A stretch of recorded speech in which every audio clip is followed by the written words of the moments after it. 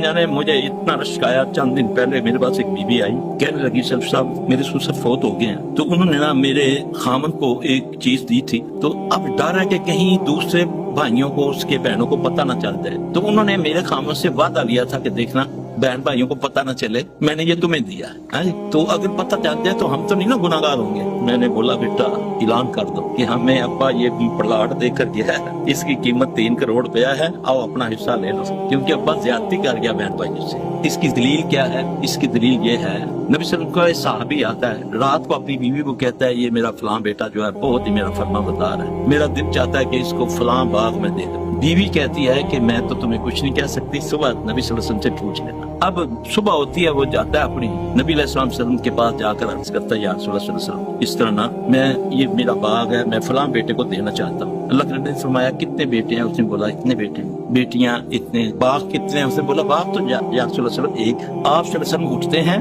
2 कदम पीछे हटके आप फरमाते हैं मुझे इस जुल्म में शामिल न करता, ये रख लो, मर जाना हमने, ये मैं आपको बता दूं, पता नहीं कफन भी नसीब होना कि नहीं, पूरा पूरा तोल दो, अल्लाह की कसम आखिरी घड़ी बहुत सख्त है। में डंडी मारी तो वो सब कुछ बर्बाद हो जाएगा उसको, ना बहन का हक ना भाई का हक है, माँ से भी झूठ भाई से भी झूठ है, विरासत में भी पैदागिरी, बहनों का माल खा लिया, भाइयों का माल खा लिया, मेरा असल सुख चल गया बाप पर, बाप को बेचारे को वो भी दोज़ख में, मैं भी चला जाऊंगा, क्योंकि विरासत में डंडी मारने वाला चाहे कोई 70 साल का इबादत गुजार हो, याद रखना अगर उसने विरासत में डंडी मारी तो वो सब कुछ बर्बाद हो जाएगा उसका, याद रखना। यकीन जाने मैं अपनी आंखों से देखता हूँ लोगों को, है उस भाई जिसका हक मारा था उसको अल्लाह ने नवाज दिया, लेकिन इसने मारा करोड़ों रुपया, एक दिन आया ये मुताज होकर मरा, मकरूज होकर मरा, क्योंकि ये उसने मुकर्रर किया है। हम तो होता है ना नाफरमान बवजह नाफरमानी की वजह से बच्चे को आग कर दिया है जी। आग 2 सूरत में किया जा सकता है 2 सूरत। एक अगर वो मुर्तद हो जाए यानी कि